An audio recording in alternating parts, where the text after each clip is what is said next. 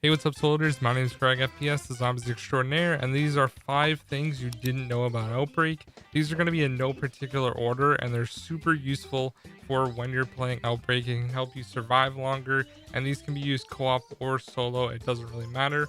So without further ado, guys, let's get right into it. All right, guys, so first up, one that you probably already know is that you can get a free perk every single time you go to the next area when you play Outbreak.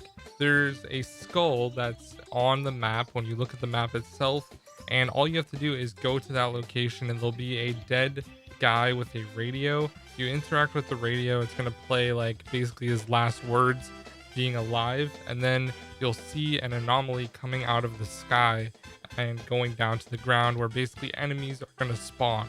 You have to go to those enemies and they'll be marked on the map as well, like this exact same skull you went to, and all you have to do is kill all the enemies and then a free perk will drop. It's a random perk, but it's still really useful, and you're able to get that free perk even on round 1. So if you get lucky and get like Jug or something like that, it'll be really helpful.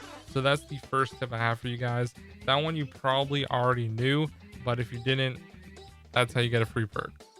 Alright guys, next up on the list is going to be getting a free death machine every single round. So death machines are probably the best weapon you can use, and you can craft them for 100 high tier salvage. Now death machines will kill panzers quickly, kill megatons quickly, and basically kill anything quickly, and that's why it's really useful.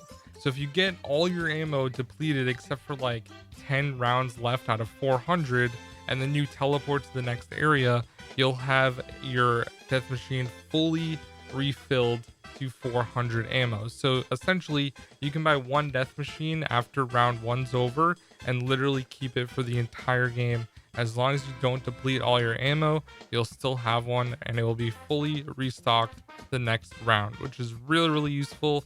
I feel like a lot of people still don't know about this one, so this is definitely a very good strat. Alright guys, so you probably already knew those 2 things, and this one you may know already as well, but I promise the last 2 you definitely won't know. So the next one is round 7 is actually the health cap on all zombies, including enemies. So if you kill a panzer on round 7, it's going to have the exact same health as it does on round 107.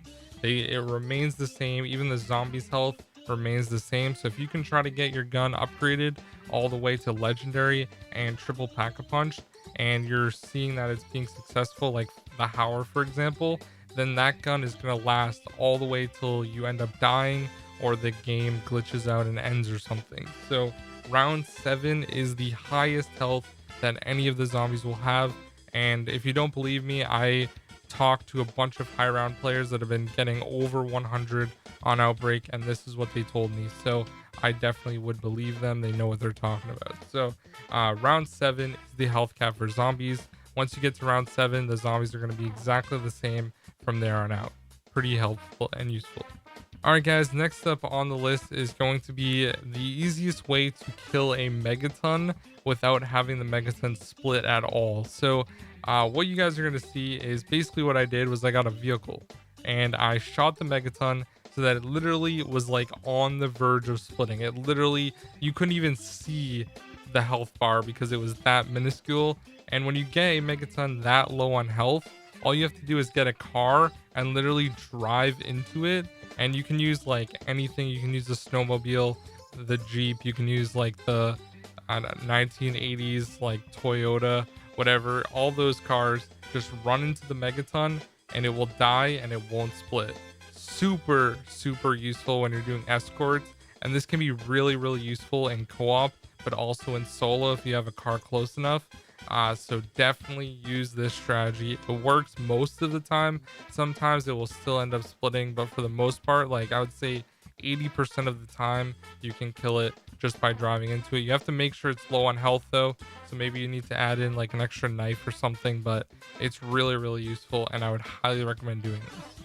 Alright guys, and last but not least is one that I think is probably one of the harder parts of Outbreak, and this is doing the head step that is on Alpine, the snow map. So as you guys know, there is a head in one of those side rooms where you literally have like no room to get by, and if you're on a higher round, zombies are going to bombard you.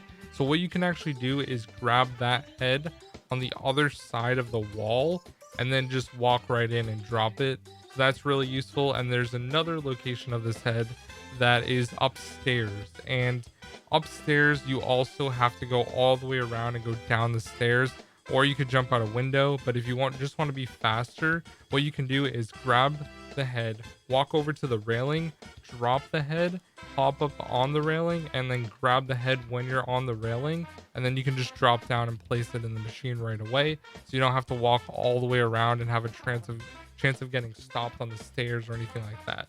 So anyways, guys, those are 5 quick tips. Hope this video did help you out. If it did, do me a favor and drop a like and subscribe if you're new. And I'm probably going to have a Howler class setup coming out tomorrow for you guys.